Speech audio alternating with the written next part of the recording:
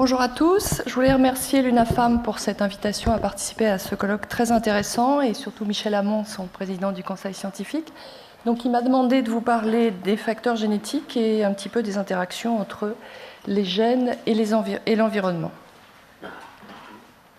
Alors, mes conflits d'intérêts.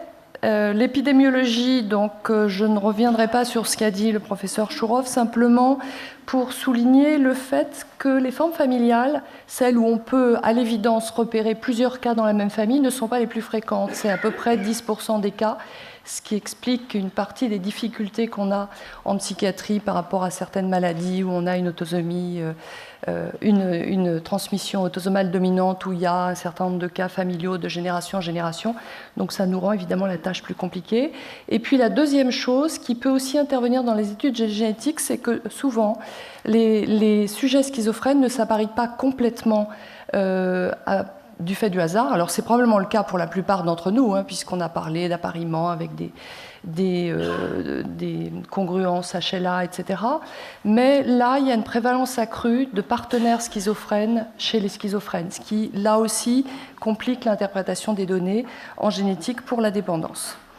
Alors, je vais vous parler des facteurs génétiques. Je vais en parler de manière à plutôt vous expliquer le contexte général pour que vous puissiez, quand vous avez envie, regarder des études de génétique et peut-être avoir un peu plus de facilité à les comprendre. C'est quand même un langage assez obscur. Et puis, en passant, vous donner quelques éléments pour la schizophrénie, mais c'est évidemment ni exhaustif, ni quelque chose de statique, puisque vous imaginez bien que la génétique, ça bouge tous les jours, tous les ans, etc. Et donc, c'est surtout les outils pour comprendre que je vais vous donner aujourd'hui.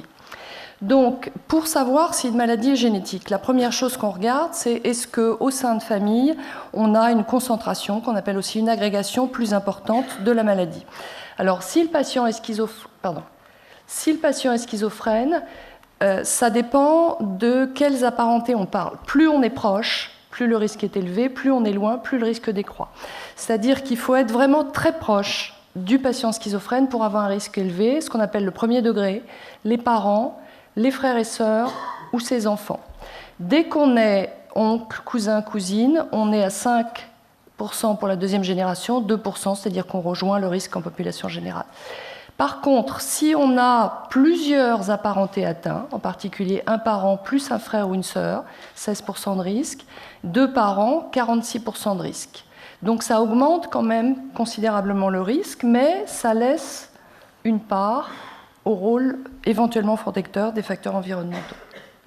Alors, deuxième façon d'aborder les choses, on regarde ce qui se passe chez les jumeaux, puisque Franck Chourov l'a rappelé tout à l'heure, les jumeaux qu'on appelle monozygotes sont des copies complètes au plan de la génétique, de la structure de l'ADN. C'est-à-dire qu'ils ont 100% de l'ADN en commun, mais même dans ce cas-là, on n'a que 41 à 65% de concordance, c'est-à-dire un des jumeaux est schizophrène, l'autre est schizophrène également, qu'ils aient été élevés ensemble ou séparément.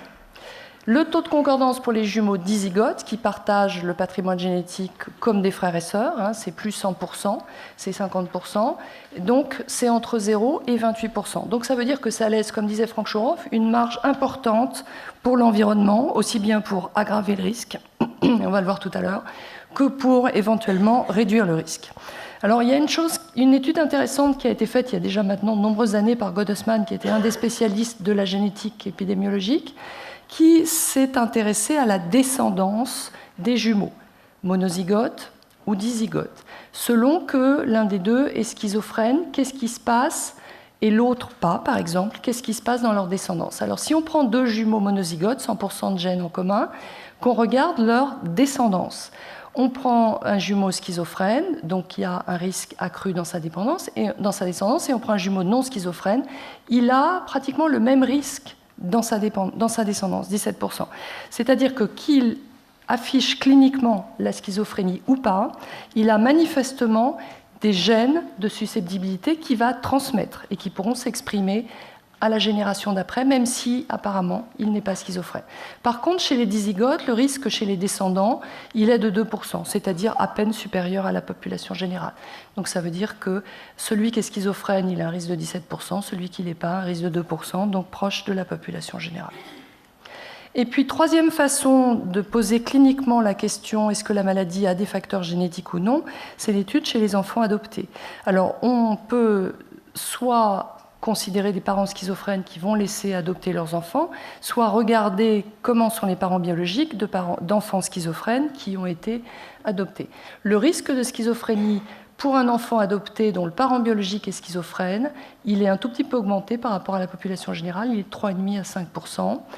Et que la famille, parce qu'il y a eu des cas de figure où le sujet a été adopté par une famille, est devenu schizophrène, et dans la famille elle-même d'adoption, pas seulement biologique, il y a des schizophrènes, ça augmente très légèrement, mais vraiment à peine, le pourcentage de risque de devenir schizophrène. Donc c'est vraiment la composante biologique, génétique en particulier, qui est la plus influente chez les enfants adoptés. Maintenant, quels sont les modèles qu'on utilise pour essayer de trouver des gènes dans des maladies chez lesquelles on suppose une participation génétique? Alors déjà, l'hypothèse, c'est compliqué. C'est-à-dire, quand on a dit la maladie, elle est polygénique et multifactorielle, on ne sait plus de quoi on parle. C'est-à-dire qu'il y a plein de gènes qui concourent à la maladie et il y a plein d'autres facteurs environnementaux qui peuvent être soit aggravants, soit au contraire améliorants. Et donc, ça rend les choses extrêmement compliquées. Alors, les rôles des facteurs environnementaux, Franck Choroff en a beaucoup parlé, donc tous les événements périnataux, comme en particulier les complications obstétricales, tout ce qui tourne autour d'une hypoxie ou une lésion du système nerveux central pendant la période fœtale est crucial. Les traumatismes crâniens dans l'enfance en particulier, on avait publié quelque chose là-dessus avant l'âge de 10-11 ans. Les infections in utero, et donc on revient au rôle dont parlait Franck Choroff, des migrants et donc de la plus grande facilité aux mères migrantes de première génération d'attraper un petit peu tout ce qui traîne parce qu'elles ne sont pas protégées comme on l'est tous contre les infections de la vie de tous les jours. On voit bien que quand on va dans un pays étranger, on a beaucoup plus d'infections que quand on est dans son propre pays, parce qu'on n'est pas immunisé spontanément contre ces nouvelles bactéries et virus. Donc le virus de la grippe, on sait que quand il y a eu des grandes épidémies de grippe, 20 ans après, il y a eu un peu plus d'enfants schizophrènes. La toxoplasmose, il y avait une publication il y a une vingtaine d'années à peu près, d'un monsieur qui disait que quand on avait un chat, on avait plus de chances d'être schizophrène. Et donc ça avait un peu défrayé la chronique. Je me souviens, j'étais jeune étudiante à l'époque. Alors c'est peut-être par le biais de la toxoplasmose. Mais à l'époque, ça avait beaucoup intrigué parce qu'on trouvait beaucoup plus de possesseurs de chats chez les patients schizophrènes ou dans les familles que chez les autres. Le stress pré- et postnatal, quel qu'il soit, la notion d'abus sexuel dans l'enfance de schizophrène a été aussi évoquée, mais on sait aussi que c'est une population vulnérable et que comme tous les gens vulnérables, ils sont plus souvent soumis à des abus sexuels. Et puis vous parliez tout à l'heure d'alimentation, l'insuffisance en vitamine D, en folate, à la fois pendant la grossesse et après, ont pu être incriminés. Et puis le cannabis, mais je vais laisser Xavier Laccueil qui va donc nous en parler cet après-midi. Et puis d'autres facteurs de risque ont été incriminés. Le sexe masculin, on sait que les hormones protègent.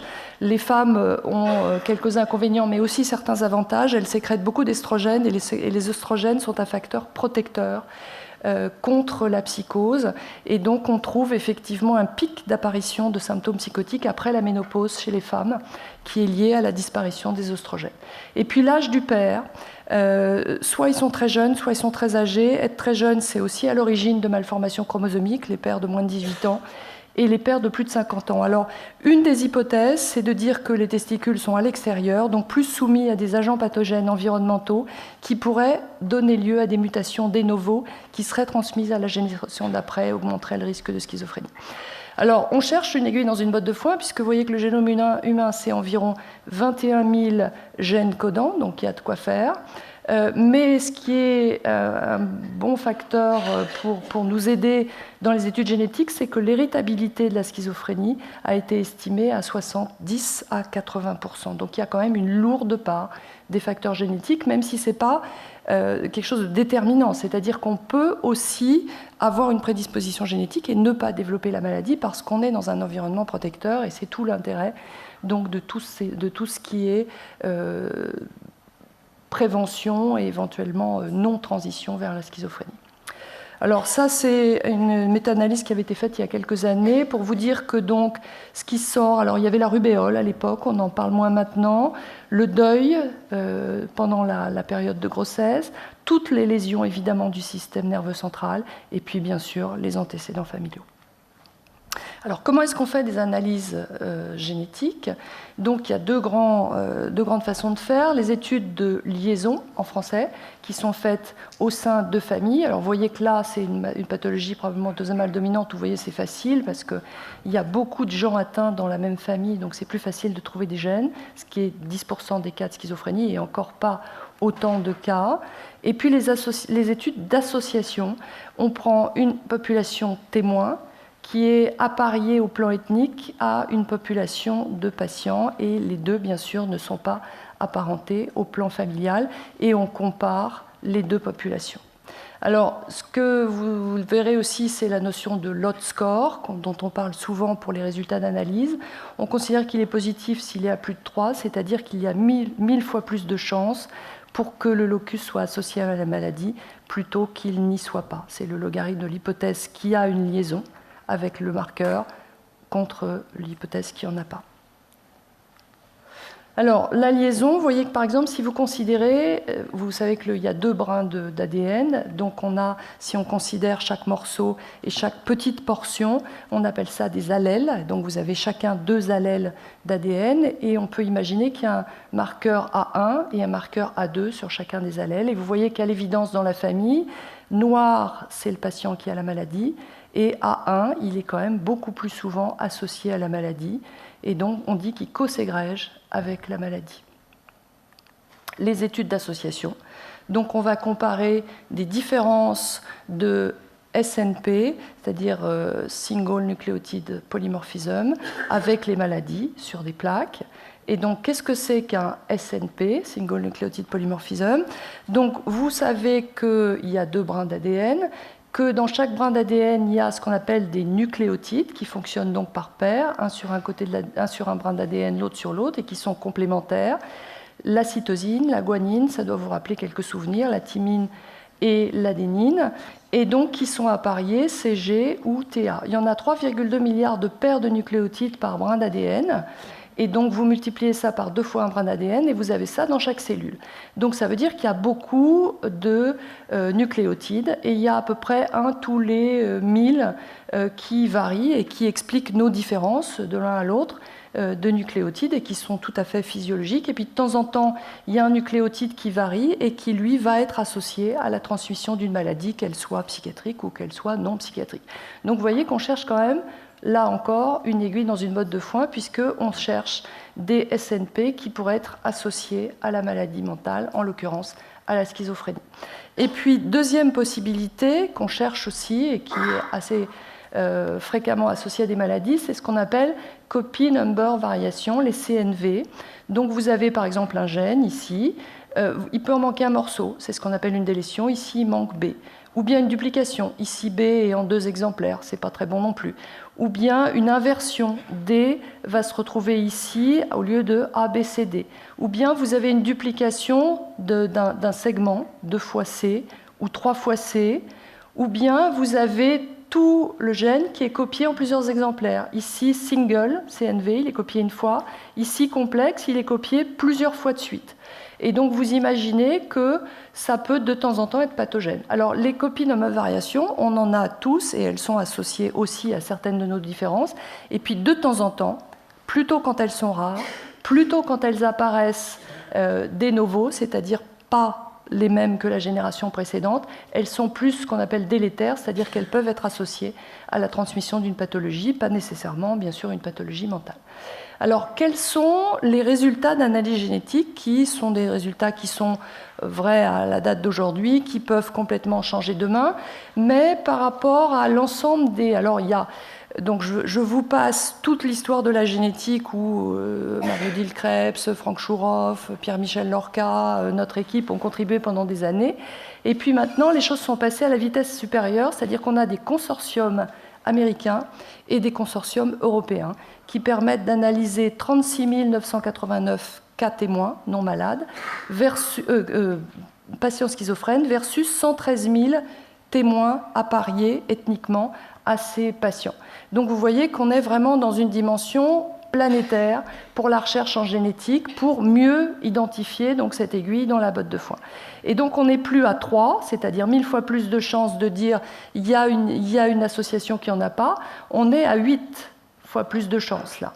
Et donc, du coup, il y a une étude qui a été publiée en 2014 où probablement certains d'entre vous ont participé puisque la plupart des échantillons français donc, ont contribué à cette étude européenne.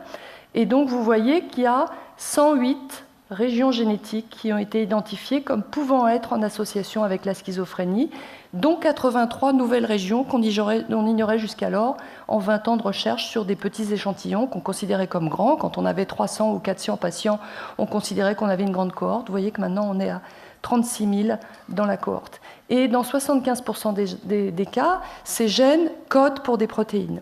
Parce qu'en fait, dans le génome, vous avez une partie des gènes, qui n'est pas la majorité, à peu près un quart, qui codent pour des protéines, qui ont une vraie action, et puis tous les autres gènes qui servent simplement à réguler le codage de ces gènes-là. Donc vous imaginez la place que ça laisse pour tout ce qui est de l'ordre de la régulation de l'expression des gènes. Alors on s'est donc intéressé à chacun des gènes et on a essayé de les regrouper dans une revue récente qui est parue donc en 2017, à laquelle donc j'ai participé en grande classe. Alors certains, ça c'est l'ensemble des gènes qui ont été identifiés comme potentiellement associés. Donc on retrouve les gènes du système dopaminergique, et vous savez qu'il y a une hypothèse forte de dysfonctionnement du système dopaminergique dans la schizophrénie. On retrouve des gènes de la transmission glutamatergique. Donc vous voyez les couleurs, pour ceux qui veulent s'y intéresser de plus près, correspondent là-haut. Les gènes de la plasticité synaptique, donc quelque chose qui dysfonctionnerait dans le cerveau au niveau de l'organisation synaptique, des gènes de canaux calciques, des gènes proches de copy number variation, et puis des gènes qui sont impliqués dans les méthylations d'histones, des méthylations, etc., sur lesquelles je vais revenir, qui sont ce qu'on appelle l'épigénétique, c'est-à-dire là où l'environnement peut jouer un rôle. Et puis enfin, quelque chose qui sort de façon extrêmement importante et relativement inattendue, c'est un complexe qui a à voir avec l'inflammation. Alors, au début, donc, l'équipe de Frank Chouroff travaille donc beaucoup sur ce thème de l'inflammation dans les maladies psychiatriques. Alors, au début, on s'est dit, bizarre, qu'est-ce que l'inflammation a à voir avec la schizophrénie? Et puis, on a trouvé, proche de ce complexe, donc, des copy number variations, qui donc évoquaient qu'il y avait probablement des mutations intéressantes dans cette région, et puis le rôle d'un gène du complément, en particulier 4, récemment identifié. Et puis de façon encore plus intéressante, ce qu'on a vu, c'est que ces gènes-là pouvaient être impliqués dans ce qu'on appelle la microglie, qui est donc un truc des cellules en quelque sorte de soutien dans le cerveau, et qui soit peuvent avoir un rôle dans le modelage synaptique, c'est-à-dire qu'elles ont un rôle extrêmement important dans l'enfance, dans l'adolescence, pour l'organisation cérébrale, et puis elles ont un rôle aussi de nettoyage, c'est-à-dire que quand il y a des cellules qui meurent, elles vont provoquer une petite réaction inflammatoire physiologique, et puis détruire ces cellules, et puis faire juste ce qu'il faut d'inflammation pour détruire les cellules. Et puis de temps en temps, pour des raisons qu'on ignore encore, l'inflammation se met à évoluer pour son propre compte, et là, elle commence à faire des dégâts, c'est-à-dire qu'elle commence à être franchement toxique pour le cerveau et à entraîner des lésions neuronales. Et donc, on sait maintenant que la dépression, que la schizophrénie sont associées à une inflammation qui est importante, qui est anormale. Et on sait aussi que dans le moment de transition ou juste avant chez les schizophrènes, on a souvent, pas toujours, un pic inflammatoire qu'on ne sait pas très bien expliquer, dont on ne connaît pas très bien le rôle, mais on sait juste qu'il n'est pas physiologique.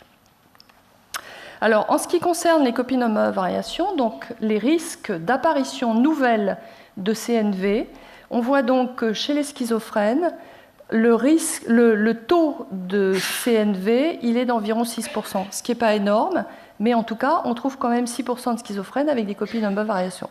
Mais ce n'est pas spécifique, on en trouve 4% chez les bipolaires, 7% chez les autistes. Et à l'inverse, si on regarde ce qui se passe dans une population générale, chez quelqu'un qui n'a l'air de rien et qui donc a un CNV, il a 5% de chance de plus d'être schizophrène, 4% d'être bipolaire et 4% d'être autiste et 13% globalement d'avoir une de ces maladies. Et je ne fais pas entrer en compte le retard mental, où il y a une étude récente qui montre que le risque de retard mental serait aussi élevé quand on prend une population générale, qu'on regarde le nombre de CNV et qu'on regarde quelles sont les pathologies dont éventuellement il pourrait être atteint. Alors, quels sont ces CNV? Ce sont surtout des délétions, c'est-à-dire il manque le A, le B, le C ou le D. parfois des duplications. Il y a différents chromosomes qui ont été impliqués. Alors au début, on avait cherché surtout dans le chromosome 15 et le chromosome 22. Pourquoi le 22? Marie-Odile en a parlé tout à l'heure, parce qu'il y a une microdélétion qui s'appelle le syndrome 22q11, qui donc est associé à des malformations cardiaques du voile du palais et un retard mental dans 50%, mais qui aussi augmente de 30% le risque d'association à une pathologie schizophrénique. Et donc on avait travaillé donc, pendant plusieurs années sur ce gène pour essayer de comprendre quels étaient les facteurs associés donc, au risque de schizophrénie, et on avait trouvé donc, que c'était en partie lié au gène d'une proline déshydrogénase et de la COMT, qui toutes les deux sont impliquées dans le métabolisme de la dopamine, respectivement, du glutamate, respectivement, et de la dopamine. Il y a aussi deux familles maintenant qui ont été identifiées avec des translocations équilibrées, dont une sur un gène qui est impliqué donc dans l'organisation et la plasticité synaptique, et qui est une translocation entre le chromosome 1 et 11, avec un load score, c'est-à-dire un risque plus élevé de 7 fois d'une pathologie mentale qui va de l'addiction à la schizophrénie en passant par la dépression. Quand on considère la schizophrénie, le risque est plus élevé, mais il est plutôt aux alentours de 2. Et puis enfin, l'âge du père peut augmenter le risque d'apparition des novos de CNV, et donc augmenter le risque d'apparition ultérieure d'autisme, de schizophrénie, de retard mental. Alors, si on essaie de résumer, donc il y a quelquefois des allèles rares qui sont responsables de maladies mendéliennes. Ce n'est pas le cas dans la schizophrénie parce qu'on aurait beaucoup plus de familles avec beaucoup plus de patients atteints au sein de la même famille. Par contre, il peut y avoir des rares cas où il y a des variants qui peuvent être associés à de l'autisme ou à de la schizophrénie, mais ça reste très rare en termes de fréquence. Il y a à l'inverse très peu de maladies qui sont liées à des variants communs. Donc les variants communs, ils sont donc des variants extrêmement fréquents dans la population générale, et puis de temps en temps, au lieu d'en avoir 2, on en a 3 ou on en a 4, et à ce moment-là, on peut développer la schizophrénie. Donc c'est probablement une combinaison de variants extrêmement fréquents qui affecterait des zones de régulation, et puis de temps en temps d'association avec des variants rares qui permettraient de déclencher la schizophrénie, mais on pourrait imaginer que ce soit aussi que des variants communs en association avec des facteurs environnementaux, ou que des variations rares, seules ou en association avec des facteurs environnementaux. Donc vous voyez qu'il y a une combinaison des deux, mais on ne sait pas dans quelle mesure et on ne sait pas quelle est l'interaction possible.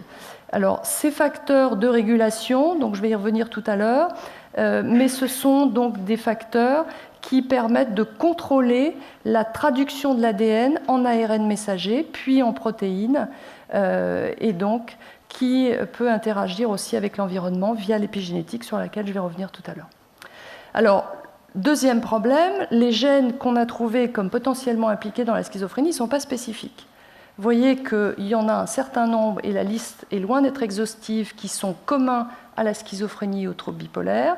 Et puis, il y a quelques années, on avait une équipe à Rouen qui s'intéressait à la démence frontotemporale, et on avait cherché les associations possibles entre la démence frontotemporale et la schizophrénie. Et on avait trouvé pas plus de troubles bipolaires, mais plus de schizophrènes dans certaines familles de patients atteints de démence frontotemporale. Et vous voyez que là, on est dans une maladie avec un mécanisme mendélien. Donc vous voyez que la première génération est atteinte, à la deuxième génération, il y a 3 cas, et à la quatrième génération, il y a 1 cas pour l'instant. Les autres sont trop jeunes pour être atteints de la maladie. Il y a un patient bipolaire dans la génération d'après, et il y a un patient schizophrène. Et on avait une mutation qui était identifiée, associée à la démence frontotemporale, et on a vu que le patient schizophrène, qui avait une schizophrénie tout à fait typique et classique, avait ce gène de la démence frontotemporale, le même que celui qu'avaient tous les patients atteints de démence frontotemporale dans la famille. Et on a comme ça 3 familles qu'on avait identifiées de démence frontotemporale, où dans la famille, on voyait arriver un patient schizophrène qui avait une schizophrénie tout à fait typique et qui en fait avait la mutation de la démence frontotemporale. Et on a mis aussi en évidence que le risque de schizophrénie était plus important au sein des familles de démence frontotemporale qu'au sein des familles qui avaient une maladie d'Alzheimer classique. Alors maintenant, quelques mots sur les gènes environnement. Donc l'expression de certains gènes va nécessiter un environnement particulier pour que la maladie apparaisse ou qu'elle apparaisse avec une fréquence plus élevée. Alors, la diapositive est un peu compliquée, mais je vais essayer de vous expliquer. Donc j'ai trouvé dans une revue de sciences sociales l'interaction entre les facteurs de vie, c'est-à-dire on vit dans un environnement stressant ou on vit dans un environnement social qui n'est pas stressant. Et puis la génétique. Et donc vous avez le système noradrénergique sympathique, qui est le système du stress, dans lequel ils ont mis en évidence un facteur de transcription, c'est-à-dire quelque chose qui va aller très en aval, influencer le fonctionnement cellulaire en réponse au stress, qui s'appelle GAT-A1, qui est un facteur de transcription du système sympathique de réponse au stress, qui va interagir avec l'interleukine. Et là, on revient avec l'interleukine, qui est un des supports de l'inflammation. Et donc, selon les single nucleotide polymorphism, les SNP que vous avez sur ce gène GAT-A1, qui peut être GG ou CC, vous avez une tolérance aux événements de vie adverses qui est extrêmement différente. Donc, si vous avez, ça s'est décalé un petit peu, mais si vous êtes CC, vous pouvez vivre dans un environnement de vie qui n'est pas agréable du tout. Ça n'augmentera pas l'inflammation, puisqu'en fait, vous ne répondez pas aux facteurs de transcription. Ça ne transmet pas la réponse au stress sur l'interleukine, donc il n'y a pas de syndrome inflammatoire. Donc peu importe que vous soyez stressé ou pas, finalement, il n'y a pas de conséquences. Et vous voyez que la conséquence sur les maladies inflammatoires, là, en l'occurrence, ce qu'ils étudiaient, c'était les cancers, le diabète, essentiellement, on ne parlait pas de maladies psychiatriques. Le risque est faible. Et quand vous vivez dans un environnement qui est tout à fait agréable, le risque est nul. Par contre, si vous avez le mauvais, on veut dire SNP, GG, c'est-à-dire vous avez double dose de G qui entraîne une pleine lésion avec l'interleukine, vous faites de l'inflammation en quantité anormale en réponse au stress et vous avez un taux de mortalité qui est 2,8 fois plus élevé que cette population-là. Donc ça veut dire que pour ces gens-là qui sont GG, l'environnement est crucial et qu'il faut absolument qu'ils soient dans un environnement apaisé. Donc ça, c'est une première chose qui n'est pas spécifique de la maladie mentale. Une deuxième chose sur laquelle reviendra probablement Xavier Lacœur, c'est le problème du cannabis. Alors il y a une étude qui montrait donc en 2006 le risque de troubles schizophréniformes, c'est-à-dire de troubles délirants au sens large du terme, en fonction de si on prend en vert du cannabis ou si on n'en prend pas en jaune, et en fonction du SNP que vous portez sur le gène de la COMT, qui est une enzyme qui métabolise la dopamine, qui joue un rôle extrêmement important dans le taux de dopamine, dans le cortex préfrontal, qui sert donc à la volition, à tous les comportements un petit peu élaborés. Donc vous voyez ce qui avait fait dire à l'époque à Robin Murray, qui dirigeait l'Institut de psychiatrie à Londres: quand mes enfants me diront je vais prendre du cannabis, je regarderai s'ils sont met-met ou val-val. Et s'ils sont val, je leur interdirai de prendre du cannabis parce que le risque est multiplié par 10. Alors il y a eu d'autres études ensuite qui n'ont pas forcément répliqué ça ou répliqué de façon moins intéressante. Il y a eu aussi d'autres gènes qui ont été associés, un gène qui joue un rôle dans l'apoptose, AKT1, ou le gène de la neuréguline. Donc il y a une vraie question sur le fait que est-ce qu'on est tous égaux devant la consommation de cannabis pour le risque de troubles schizophréniformes. Quelques mots d'épigénétique. Je ne sais pas si j'ai encore quelques minutes, Michel. Alors, l'épigénétique. Donc, l'épigénétique, vous avez l'ADN que vous transmettez à la génération d'après. Et l'ADN, il est exprimé ou pas exprimé, et c'est plus ou moins régulé. Mais l'environnement n'a pas de prise sur l'ADN. Par contre, il peut donc modifier son expression. Et c'est là que l'environnement joue un rôle extrêmement crucial. Comment est-ce qu'il peut modifier son expression ? Directement en amenant des radicaux méthyl au niveau, pas de la structure de l'ADN, mais autour de l'ADN, ce qui fait qu'il va être plus ou moins facile d'accès pour être transcrit en ARN. Ça, c'est la méthylation de l'ADN. Vous avez aussi la méthylation et l'acétylation des histones. Alors, les histones, c'est quoi ? Les histones sont des protéines qui vont s'enrouler autour des deux brins d'ADN et qui vont faire que les 3 millions de nucléotides vont tenir en espace extrêmement petit, puisque tout ça, ça doit s'enrouler et tenir dans une cellule. Alors, les histones, ils peuvent être eux-mêmes acétylés ou méthylés, ce qui fait que ça va être plus ou moins facile d'aller chercher l'ADN au milieu de tout ça pour le transcrire et puis ensuite le traduire. Et puis enfin, dernier, ça ce sont des facteurs de régulation extrêmement importants. Et dernier point, c'est les ARN. On a dit que les ARN, 25% codaient, 75% ne codent pas. Et ceux qui ne codent pas, ils sont très occupés à avoir un effet on-off ou modulateur sur ceux qui codent, c'est-à-dire les 25% restants. Donc vous avez une marge de manœuvre extrêmement importante de l'environnement sur la génétique. Alors, juste quelques mots, ça c'est sur le stress. Donc les mères rats qui lèchent, c'est une façon de prouver l'affection sur les petits rats, ça joue un rôle sur la sérotonine qui, au bout du compte, par des déméthylases sur les histones, va faire que le récepteur des corticoïdes, l'hormone principale du stress, est plus ou moins stimulé en fonction de comment les histones sont méthylées. Les histones sont plus ou moins méthylées en fonction de si la mère s'est occupée beaucoup du bébé rat ou pas.